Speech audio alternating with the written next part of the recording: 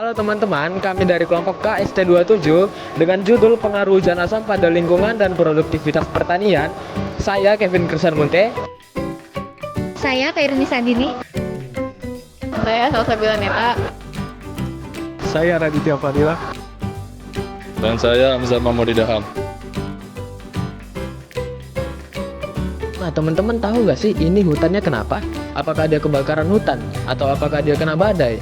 Sebenarnya hutan yang ini bisa kayak gini tuh karena dia kena hujan asam.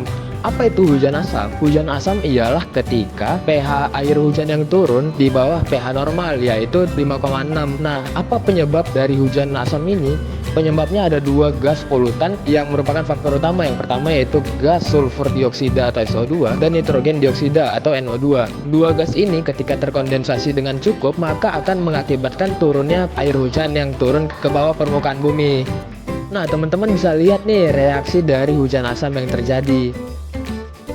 Apa aja sih dampak hujan asam pada lingkungan dan pertanian? Yang pertama, tumbuhan terancam mati karena hujan asam yang mengenai lapisan klorofil akan menyebabkan kerusakan pada jaringan epidermis. Yang kedua, kerusakan ekosistem, terutama pada ekosistem air. Hewan-hewan yang hidup di dalamnya serta mengonsumsi air dapat mati. Yang ketiga, menyebabkan berbagai macam penyakit mulai dari pernapasan, pencernaan, hingga kanker karena nyawa asam yang ada pada hujan asam bersifat karsinogenik. Yang keempat, industri dapat rusak terutama sektor pertanian dikarenakan tanah serta air tercemar sehingga hasil tani yang didapatkan tidak baik, dan asam juga dapat merusak berbagai material bangunan. Kemudian solusi dengan asam basa, padatan yang penting adalah kalsium karbonat. Jumlah yang diperlukan itu bergantung pada satu, kadar keasaman pH tanah, dua, jumlah tanah yang akan dinetralkan, dan yang ketiga, kapasitas penyangga tanah, keempat, jenis asam yang ada di tanah, dan yang kelima, efisiensi reaksi CaCO3 dengan asam di tanah.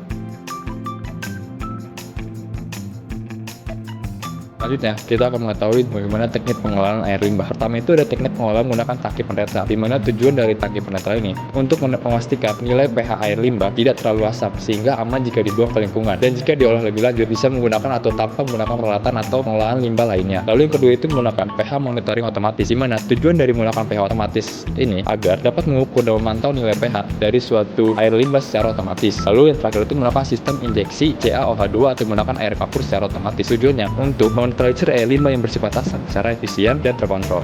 Nah, jadi kesimpulannya adalah hujan asam bukan hanya masalah cuaca, tapi juga berdampak besar bagi tanah, tanaman, dan juga kehidupan kita. Ilmu kimia dapat memberi solusi melalui reaksi asam basa dan dapat menetralkan bahaya ini. Dengan teknologi modern dan kesadaran yang tinggi, kita semua bisa menjadi bagian dari solusi. Mari menjaga bumi mulai dari apa yang kita pelajari dari tadi. Sekian dari kelompok kami, terima kasih.